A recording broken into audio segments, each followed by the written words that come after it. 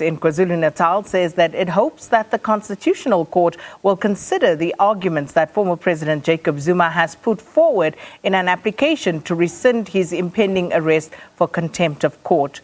KwaZulu-Natal ANC chairperson Sihle Zikalala and the provincial secretary Mdumiseni Ntuli held a meeting with Zuma at his Nkandla residence.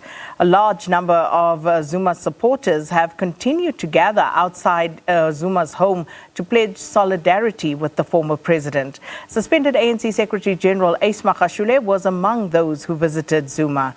And earlier, the ANC cancelled its national executive meeting that had been scheduled for the weekend and opted instead to deploy some NEC members to KZN to work with the provincial officials as an intervention to the ongoing impasse with the former president. And to help us unpack some of these latest developments, we join now by political analyst Gogo Aubrey Matshiqi. Gogo, Togoza. So just looking at where we left off last week. So after the Constitutional Court judgment, we spoke on Tuesday morning and you spoke about four storms converging. And perhaps just to recap for those who may have missed it, you said that there would be a storm emanating from Nkandla, one from the Zulu royal household, one from the ANC, and the storm that speaks to the hunger of South African people, and that these would all converge to basically come to a perfect storm. And couldn't help but think about what you said when we saw what happened at Nkandla at the weekend, the ANC doing what they did, and of course from the Zulu royal household, that communication coming out about the presence of Amabutho at Nkandla, basically saying that was not sanctioned. So take us from there. Well, Sakina, the storms are converging, as we saw yesterday. The first storm, that is the storm from Nkandla, as we saw yesterday, may manifest in terms of the defiance of COVID-19 regulations. And when those who gathered outside the homestead of the former president went home, I have no doubt that they took the virus with them to their families and to their communities. So the Nkandla storm, in the first place, may manifest in terms of how the COVID-19 virus spreads from Nkandla to other parts of the province and even other parts of the country. Secondly, there is a political storm. Clearly, when you heard the firing of guns and when you saw those numbers, it's very clear that there are enough opportunities for a tragedy, a terrible tragedy, to occur. I am happy, therefore, that the commissioner of police in KwaZulu-Natal took the decision that the police would be at a distance, because had the police confronted those crowds, who knows what would have happened. And on stage, as the former president was speaking, and as the suspended Secretary General of the ANC was speaking, it was clear to me that the Nkandla storm and conflicts within the ANC are converging. And it was clear to me that the decision of the Constitutional Court to send Mr. Zuma to jail is going to be just another factor on top of other factors that will divide the ANC.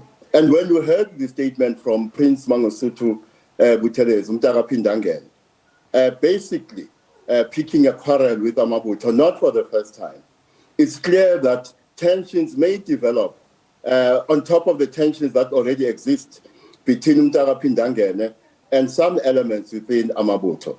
And therefore, the three storms, clearly to me, are beginning to converge. And that is why I have been warning that those who are in a position to lower the temperature should do so. But let me add, Sakina, that I am not happy that what I predicted seems to be happening. because my soul is crying. The spirits of our ancestors are crying. Umvelingangi, Ramasedi, Mudima Badimbarona, is crying because there is, as I said, many an opportunity for a terrible tragedy to occur. And with everything that was going on, if we can just unpack some of the elements that you have spoken to. So there's the African National Congress. They were meant to hold a National Executive Committee meeting over the weekend. They decided to cancel that and instead send a delegation of NEC members to Nkandla. Let's talk to that. Was that the correct decision by the ANC NEC? Let me say two things about that, Sakina. A few weeks ago, I argued that I now need to be persuaded that South Africa has a government because the evidence, in my view, is mounting that our government is abdicating its duty to govern and to govern effectively. Now, this meeting of the ANC, this NEC meeting of the ANC, is the one meeting the ruling party should not have postponed, given the fact that we potentially had an explosive situation brewing in Nkandla. And remember, with the fact that the Concord will hear Mr. Zuma again with regard to his application to rescind his decision to send him to jail. All that has been done is to postpone that explosion. So we will be back here in a matter of days where crowds will be gathering around Nkandla because the former president has to present himself for incarceration. In other words, I am not convinced that the Concord will change its mind, will change its decision. And therefore, where we were yesterday is still a point we're going to be in a few days' time. Staying with the ANC question, of course, as you remarked and noted, the SG, suspended Secretary General of the party, was also at Nkandla, did address that gathering as well. And just in terms of his suspension and the terms attached to that, him addressing the crowds, where does this leave the ANC in terms of what needs to be done? Well, the ANC is going to be under pressure to take decisive action against Ace Magashule, because I think there will be many voices, particularly those who are part of the so-called Tumamina faction, who will be arguing that he is in violation of the terms of his suspension. So there will be immense pressure on the ANC, not only to take decisive action, but also to take action that may culminate in his expulsion as a member of the ANC. I think Mr. Magashule knows this. And so what we may see inside the party is a deepening of the crisis around the Zuma factor and the Magashule factor. And the deepening of that crisis will lead to a convergence, as I said, between the internal ANC crisis and the Nkandla storm. So just to ask it more bluntly, did Ace Magashule do enough to warrant an expulsion from the ANC? Well, in my view, Sakina, and assuming that the suspension measures are well-founded, one would say yes. As I said, assuming that the suspension measures are well-founded. The question is whether we will be able to reach that point, because there is a possibility that the crisis may deepen in such a way that the ANC at leadership and other levels is so paralyzed that it is in no position to impose its authority on Magashule or anyone else for that matter. I think it can be argued that the ANC has no moral authority at leadership level in particular, and because it has no moral authority, it is in no position to take even measures that are consistent with its own constitution. And noted, one of the things that the Secretary General said yesterday is Magashule. He said, and I quote, when the Commander-in-Chief tells us what to do, yesterday we had a wonderful political discussion, President Zuma, and he told us that we must remain disciplined. Also went on to say to those in attendance that, nobody can expel you. Nobody can disband branches. So that's a direct defiance of any disbandment by the NEC, for example, of any branch or expulsion of any member of the ANC. And to add to that, you also have a disbanded formation in MKMVA who are present there, who have been present and said that they will defend former President Jacob Zuma to the last breath. So how does the ANC deal with all of these things? Because clearly there is defiance from various sectors here coming through. Well, in my latest piece, article, which I've authored for the Democracy Development Program, I use the analogy of Ispogi Sempugane, the ghost of a fly.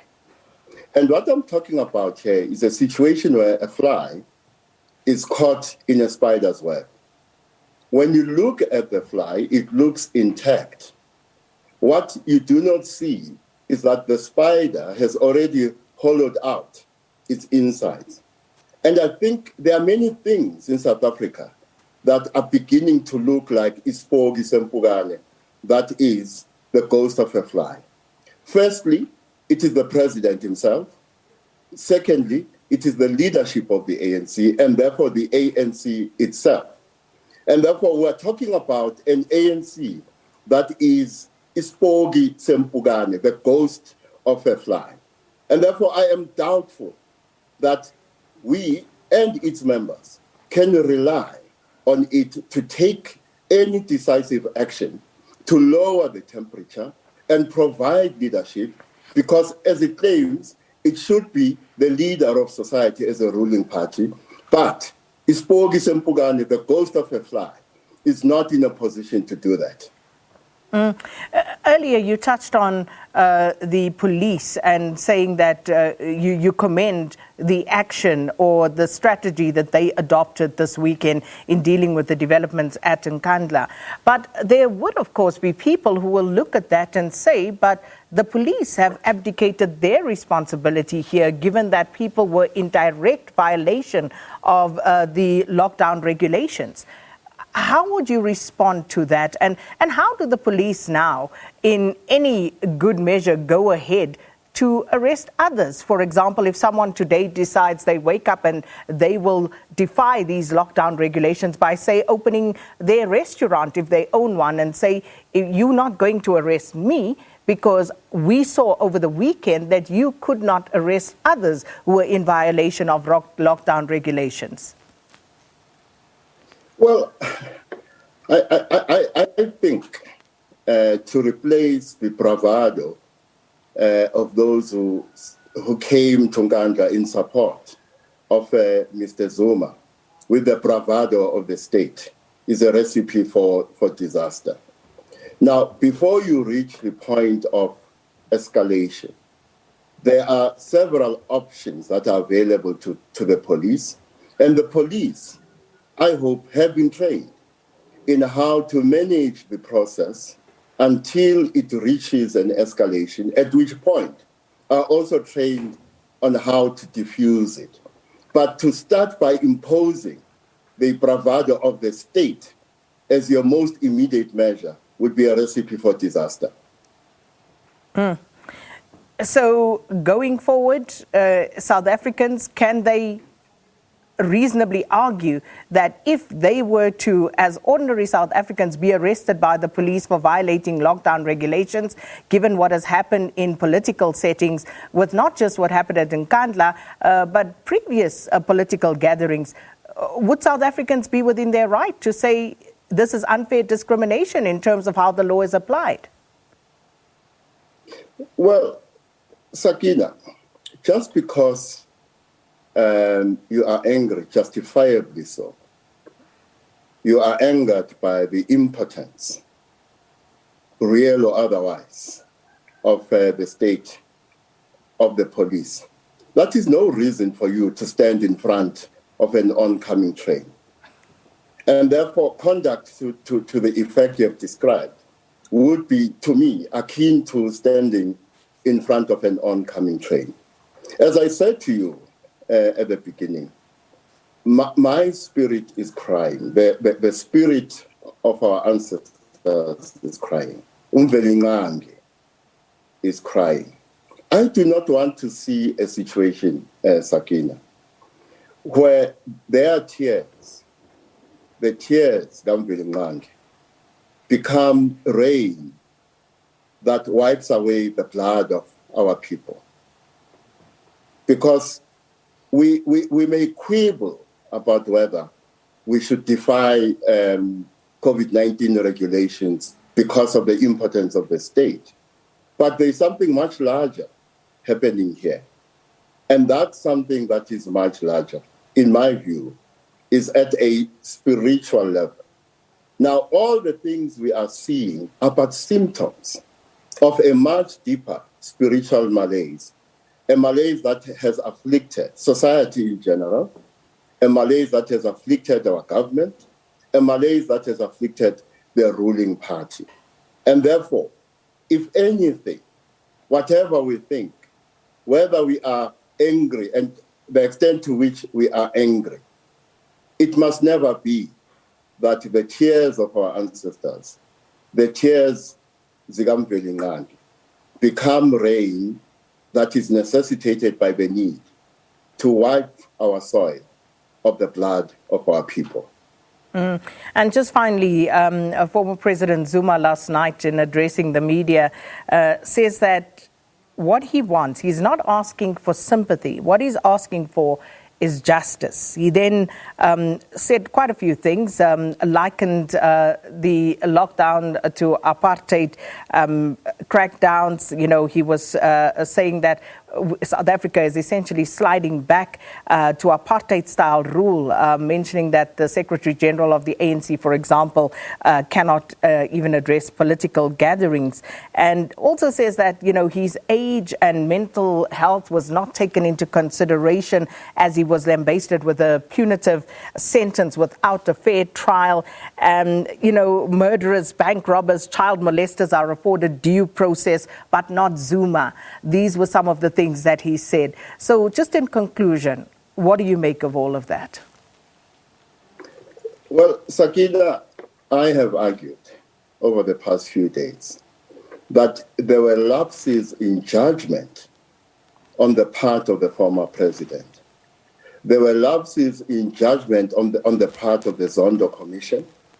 And when I look at the content of the Constitutional Court judgment, there is another lapse in judgment there, particularly if you look at the minority judgment, which to me, in its reasoning, is much better than the main judgment. Because former President Zuma is correct, in my view, in saying that effectively the Constitutional Court judgment takes away his right to liberty as a citizen when he has not been afforded the right to a trial. Now, of course, the Concord argues that he had been given opportunities to present himself to the court, thereby, in my view, shifting the onus from itself to a citizen. And as I said to you, that is not good enough. But he can't escape responsibility that some of his injudicious choices are the reason South Africa is on the brink of a disaster at the moment. So unfortunately, we have to leave it there. But thank you, as always, for that informative analysis. Political analyst Gogo Aubrey Matshiqi breaking down some of the developments over the weekend for us. And we always want to hear your views as well. In our question of the day, we're asking you exactly that. Tell us what your views are of what happened over the weekend at Nkandla. There's that question. What are your views on the events that unfolded at Nkandla over the weekend at Morning Live SABC? That's where we're going to leave that one, because it's time for news.